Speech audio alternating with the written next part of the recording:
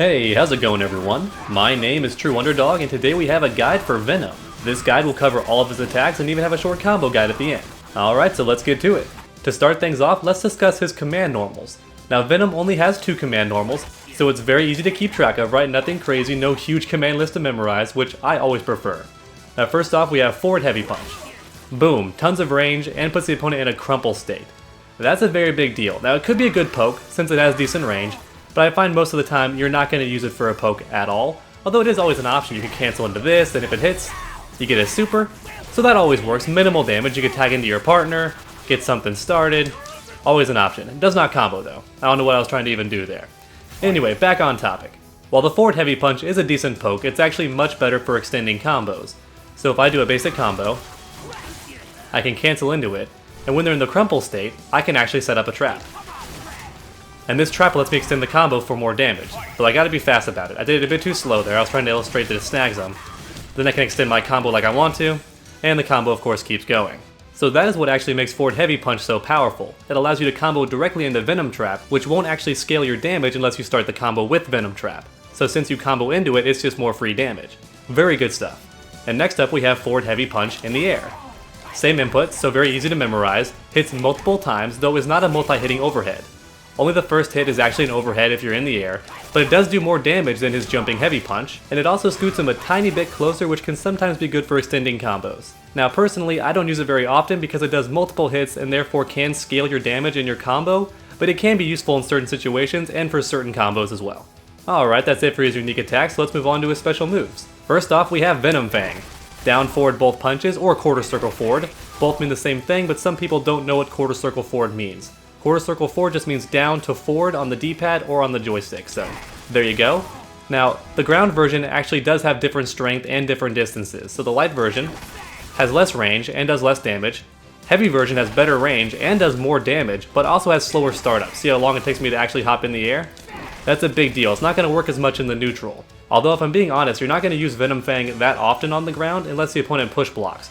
It allows you to stay in, so if I'm doing a combo and I get push blocked, I can do Venom Fang and then tag in, go for a mix-up maybe, go for an overhead, sneaky stuff like that, go for a low, 50-50 right there, and the opponent's forced to block it. It's very good for those situations, but outside of that, not very useful on the ground. Now thankfully, Venom Fang can also be done in the air.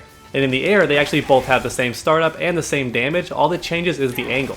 So the heavy version obviously travels further, and the light version not quite as far. But they're both same damage, and both start up just as fast. An air Venom Fang can actually be a great way to go over things and catch the opponent. You can also combo after it if it hits, so that's also very important to keep in mind. Next up we have Venom Rush. This is down, forward, and kick. The light version has shorter range, but will actually hit right in front of him as well. Don't be deceived by how it looks. Even if Iron Man's right in my face, I can still hit him with it. It still works. And if he's a bit further away, it still works there as well. And it has slight pop-up, so that means you can do a couple of things. So if your tag partner has an air dash, you might have time to get in and start a combo, or maybe just walk in and start a combo if your reactions are fast enough. So it is good in those situations. Or maybe your tag partner's already dead, or you just want to keep things simple, you can just go straight into super if it hits. Because it does stun the opponent for a little bit, and you can easily get a combo going. That was down forward both punches for my super, and it's a very useful super, but more on that later. Now outside of pop-up or for ending short combos, this move is not very useful. Maybe it could work if you're fighting an opponent who's trying to set up traps, maybe Dormammu is trying to cast some spells, you can catch him with this, maybe, but honestly it's not a very useful move most of the time. And next up we have Venom Trap. Oh my goodness, Venom Trap is very, very useful. It is down, down, and kick. Now the light version is a bit in front of Venom, and the heavy version is actually right in front of him. But if you hold down the heavy version, it can travel. It can go all the way to full screen. And if you catch the opponent, you should have enough time to dash in and get something started no matter what. You definitely always have time to extend the combo. I dropped the combo, but it's not important. What is important is Venom Trap is great in the neutral game. The opponent cannot jump over these, they cannot hyper jump over these, they will be forced to block it or get snagged. So it's not going to work very well against teleport characters, but if your opponent has to get in manually, it's going to be a very big problem for them and they have to deal with it. Now it doesn't stay on screen forever, it has a set amount of time, it will eventually snatch up into the air, but it will stay on screen even if you switch. So the trap is still there, and Jeddah could actually make use of it. And remember how earlier we also learned you can combo into it after forward heavy punch. You get to extend your combo for more damage. That's very important to make sure to never forget that. Now do keep in mind these will go away if Venom gets hit. So if I set it down and then Iron Man hits me, it will go away. So if you want it to be a really good footsie tool, you gotta play more defensively, And if the opponent becomes very defensive and won't move in, then it's your time to go in and start doing some combos, right? If they're patient and they respect it, be aggressive. If they're aggressive, then play more patiently and let it snag them. Next up, we have Venom Throw. This attack travels full screen, and both versions do the same damage, but one is an anti-air, so it will catch people in the sky. And even if you're right in their face, it'll still actually catch them. Now, I don't like using this move, even though it does do really good damage, simply because it's very inconsistent. So notice then I ran in, but I didn't hit the opponent. However, sometimes Venom will run in and kick the opponent with his foot, but it's very difficult to determine when this is going to happen. So notice just then how I hit them with my foot, and what that means is I can actually combo after it. So check it out. I'm just going to hit confirm it. So right there I was able to extend the combo, but it doesn't work all the time. So if the opponent's more mid-screen and I do it, I won't actually run in far enough to hit them. So check it out. I'll run in, but not far enough, so I have to manually attack, or maybe even dash and cancel the dash into a punch. It's very inconsistent. Now it does do good damage though, so if you want to put the time in the lab and experiment exactly when and where you'll hit them and when you won't, that is up to you. But I find most of the time it's very frustrating and very tough to get the timing down, so I just don't even use it most of the time.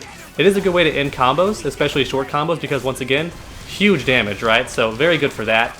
But most of the time, I don't find myself using it. It can be a good way to snag opponents from full screen though, if they're trying to do something.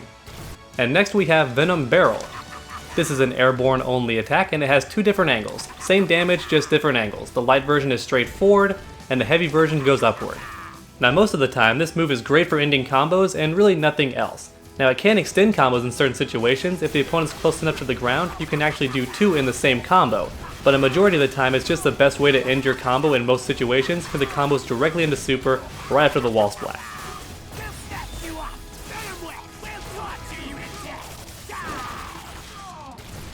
Now one key thing I want to touch on is you can actually do an instant air version of this by doing a tiger knee, so check it out. What I just did there is I did down to back, and then back to up back, and then I pressed light punch immediately after.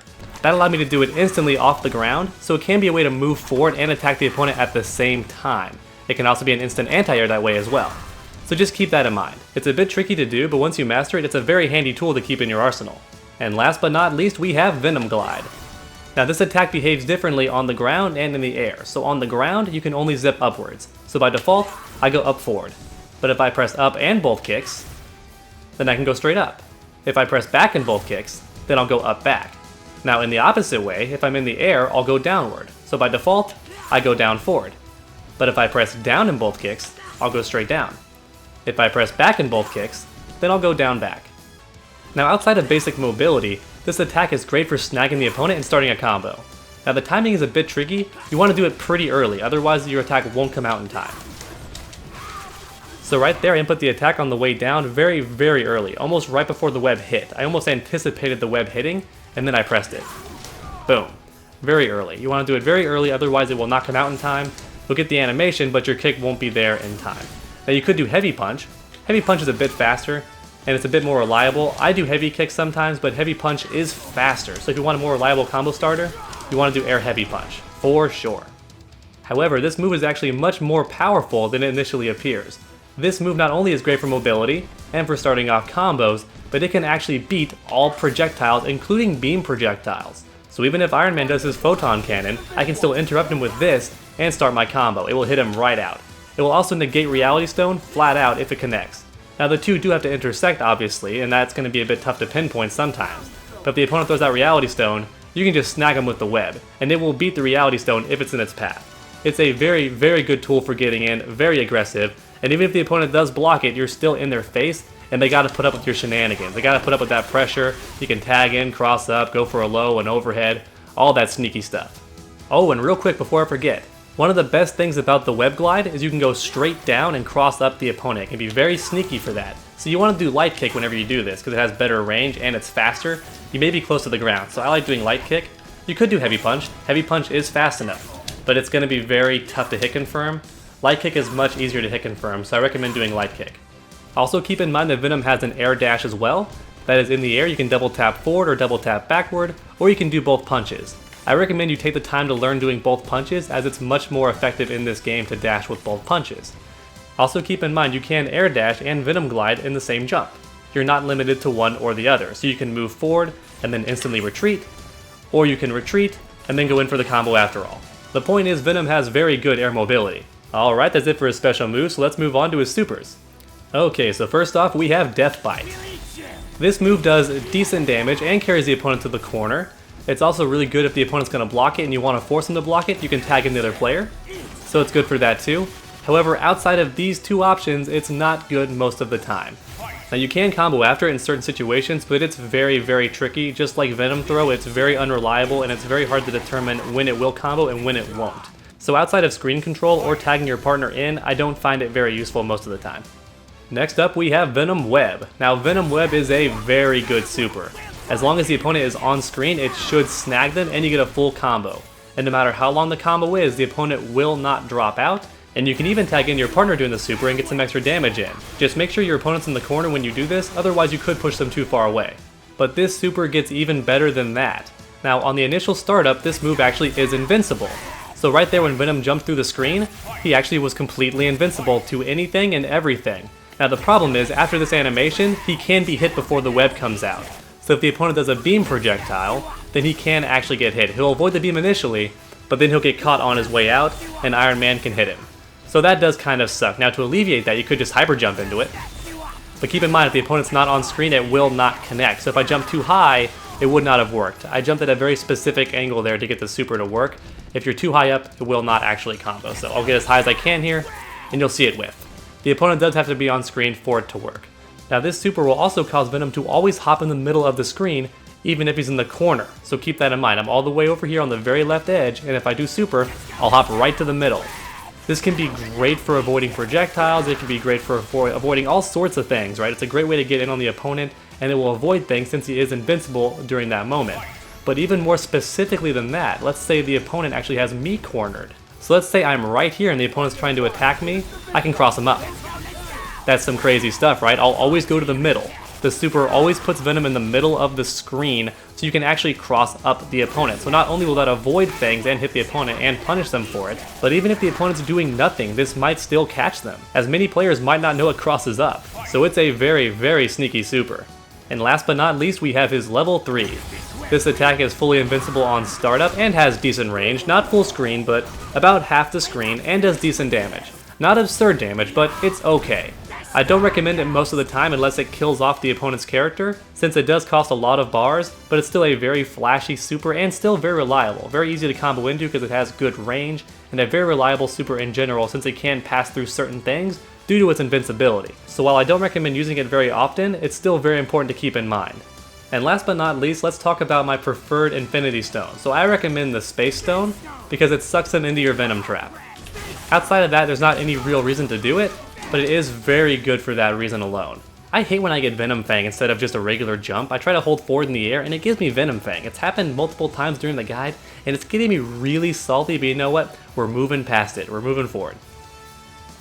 Anyway, like I was saying, the Space Stone is very good for sucking the opponent into the Venom trap. Now it's not guaranteed unless they're pushing a button. They could just do down back and block it and respect it. Then you can tag in the opponent and go for some shenanigans, right? So even if the opponent blocks the trap, you still have options.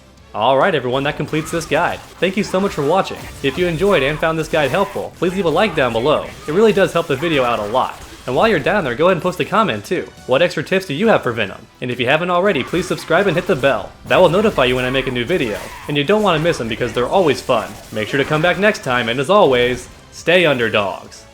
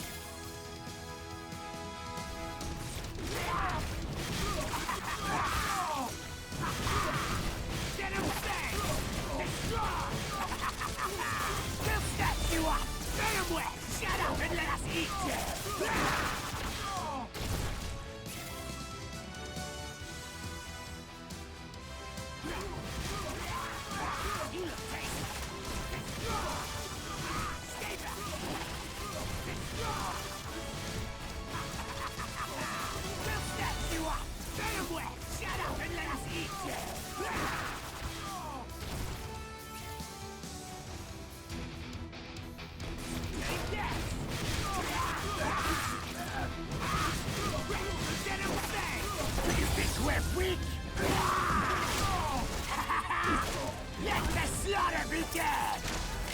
think you can take us?